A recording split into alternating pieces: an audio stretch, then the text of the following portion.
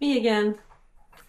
This is my last of the written Weggie stories before I give you my boring story, which, as I said before, I'm probably going to forget most of it.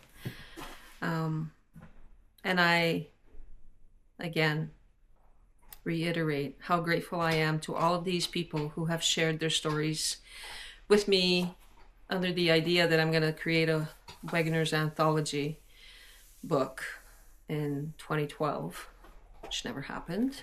But now it's going to be a Weggie anthology YouTube playlist.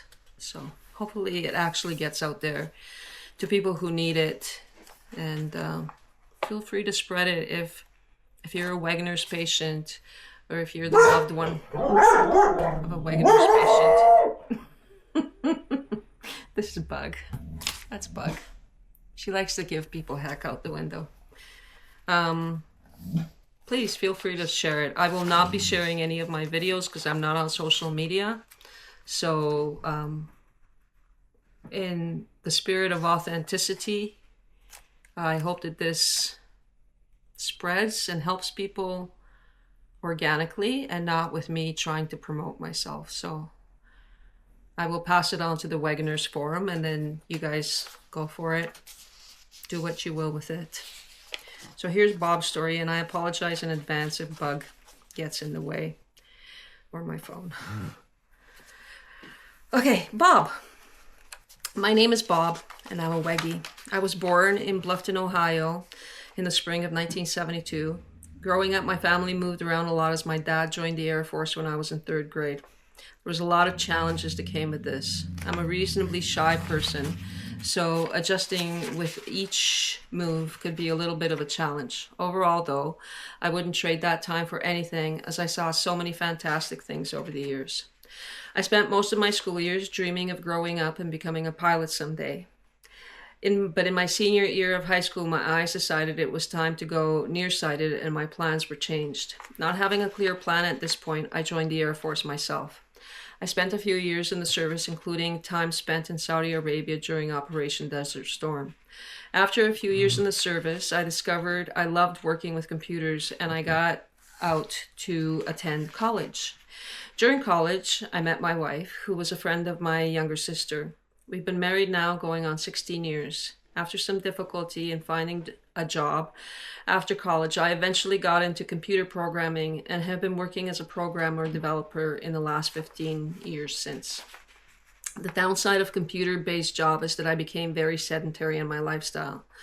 Over 14 years, I gained a bunch of weight and eventually started causing myself health-related issues. During a surgery for a perforated gallbladder, a final problem arose when I discovered I've developed problems with my liver based on my weight. I made the relatively serious decision to get a bariatric surgery before I did irreparable damage to my liver.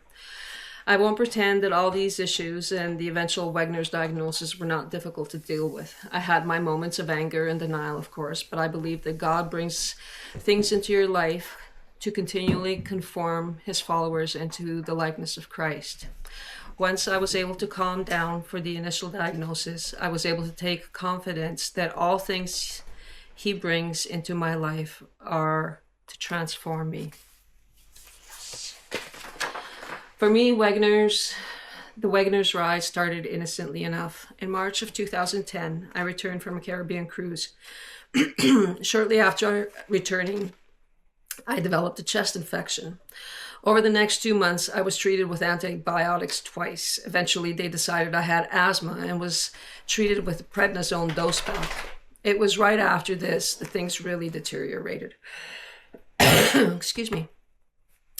In early May, I took part in the Susan J. Komen race for the cure in Columbus with many of my co-workers. I had been working as much as I could to get physically active and was in the best shape in years.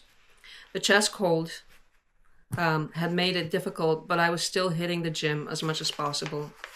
The race made for a great day, but the next day I felt like someone had beat on my legs with a baseball bat.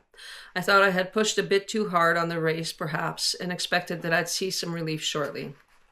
Instead, I got a deluge of new and very odd symptoms. The pain was persistent, but tended to move around the body. Though the worst though the worse I got, the more areas were hurting. Eventually, I had pain in my ankles, knees, wrists, index finger, horrible pain in the outside of my hands, and finally in the shoulders and neck. Next, I developed dizziness and headaches nearly every day. The dizziness scared me most as I found out that I was having issues where I was very close to passing out fairly regularly. The headaches were most like sinus headaches, but were an odd, slightly mild intensity, but way more persistent. It wasn't until about 3 weeks into the mess that I started having massive night sweats. At night, I'd wake up to find I was running a fever and drenched in sweat. During the month of May, I lost a total of 30 pounds. In the course of 6 months, I'd gone from obese to way too thin to most people I was talking with. I tried to go to emergency room in the middle of May.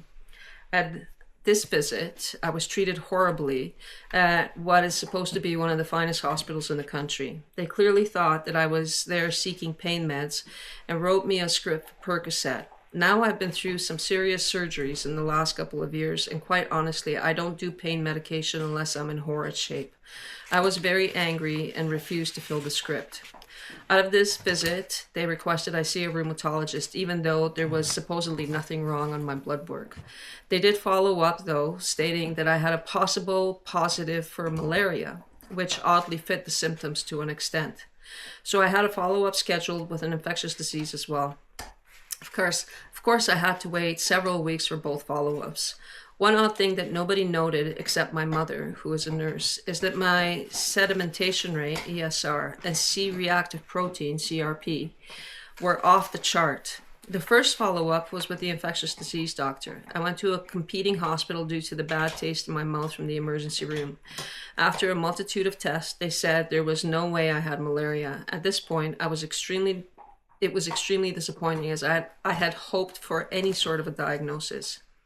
Disappointed, I went to a rheumatologist again, back with the first hospital. She basically wrote everything off, saying I was negative for RA and lupus, and she was sure it was some sort of infectious disease. At this point, I was truly desperate. It was getting so painful to walk that I had to sit on my butt and slide down the stairs in the morning to get down.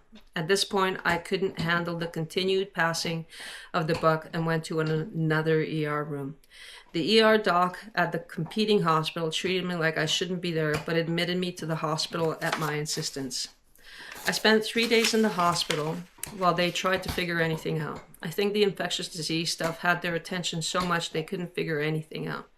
I was desperate at this point. We were joked a lot that we needed our version of House to figure out what was going on. At this point, my blood pressure was constantly low. My hemoglobin had started dropping alarmingly, and CRP and ESR had actually capped out. But they couldn't figure anything out. At this point, they made me an appointment with a hematologist and ENT doctor, separating my symptoms into what were surely two different issues. My house came in from the doctor, I'm gonna not pronounce this, Ntukidum, my hematologist. After reviewing my lab work and examining my now seriously swollen knees, he said he thought I definitely had something rheumatologic going on. His diagnosis was not the correct one, but he got me on the right track finally and got me an appointment with the first rheumatologist that finally did broader blood work on me. In my testing to rule out cancer, they noted that I had some thickening of the trachea, and I was asked to confer with an ENT doctor on this. In the interim, I also saw an ENT doctor who thought the thickening they saw on my trachea was caused by acid reflux. He gave me a script for Nexium, and I was on my way.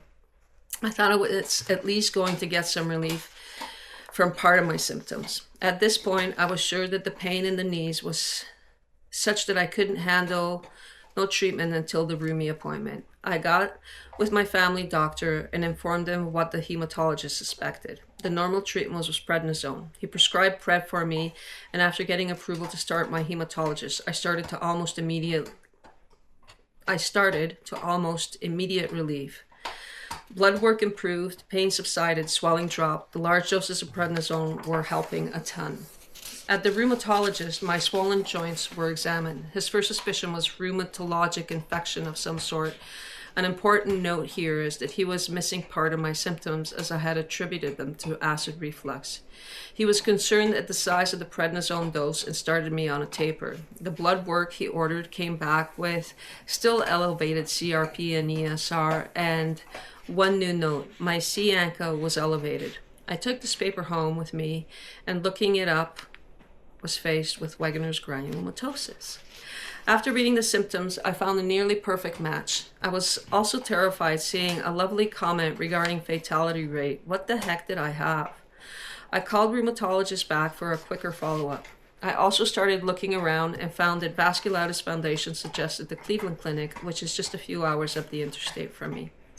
The rheumatologist almost immediately came around to thinking it was Wegener's when I revealed my missing symptoms and the trachea issues I had previously omitted. He was very supportive of me following up with the specialists at the Cleveland Clinic. This was an odd time for me. There was relief and being pretty sure I'd found my problem and concerned that it was something that had the distinct possibility of being fatal. I found a great forum online at wegenersgranulomatosis.com where people were supportive and informative. I learned a lot about something pretty obscure fairly quickly. I also learned that my instinct to go to the Cleveland Clinic was the right one. With this disease, proper treatment is extremely important. My doctor at the Cleveland Clinic is Dr. Villaforte. She has been great at reassuring me and is very knowledgeable about what is a very obscure disease. I decided that continuing with treatment through the clinic was the way to go. I could have returned to my rheumatologist, but a doctor who had dealt with hundreds of Wegener's patients was surely the best choice. I was finally assured that I do indeed have Wegener's granulomatosis, and it was causing tracheal stenosis. This is a gradual closing of the trachea below the voice box. Why I sound like this quite often. It was a cause of my horrible coughing that I'd been experiencing for months, and the shortness of breath I was now experiencing with aerobic activity. Treatment was to involve cyclophosphamide or Cytoxan taken daily. At this point, I began to understand just how bad prednisone was for me and was disappointed that I kept having to slow my taper as I was constantly on the edge of pain.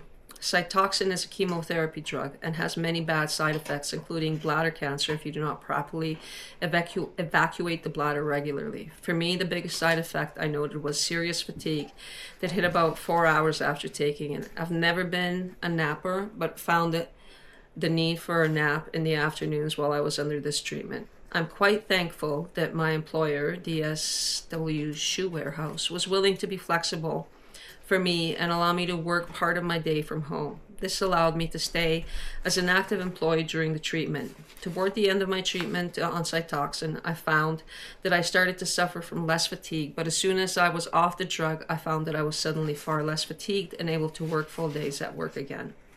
I'm currently taking methotrexate as a follow-up to Cytoxan. Methotrexate is also a chemotherapy drug, but is considerably easier on the body. My previous liver issues make it very important that I continue to get my monthly lab work to keep track of liver enzymes and make sure they stay within a healthy range. So far, I have been lucky enough to avoid a flare. I'm told that if I'm careful to stick with the treatment and lab work, the likelihood of flare is greatly reduced. I hope this is true, and I really have no desire to return to full Wegener's experience again. At this point, I find life is slowly returning to normal, or my new normal, as most Weggies seem to deem it. It's certainly not anywhere close to where I was last March, but I do feel considerably better than any time since May. Physically, the biggest change I've experienced is that of being weaker than I was before, having to tone back a lot of activity. I hope that with remission, I might be able to return to a lot of my previous physical activities. I have slowly been able to start doing some exercising again. I have to take it carefully, though, as the prednisone makes it such that it's easy to injure oneself. Mentally or emotionally, I feel like this has given me a new perspective on the suffering of others.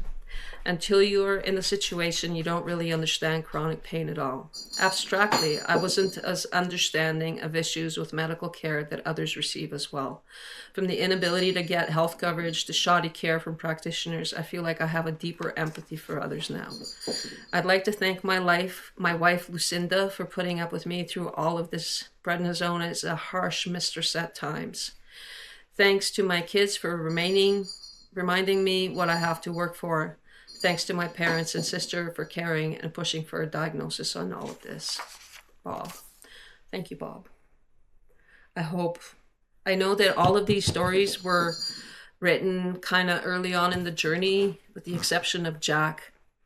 And I hope that you're doing much better now. I hope that remission found you and you have managed to hold on to it. And I hope that everything is well with you. And I hope you see this. If you do, write a comment, share it with others. I think we can help people out. And I appreciate you, Bob, and everybody else who gave me their stories and trusted me with their stories. I appreciate you infinitely.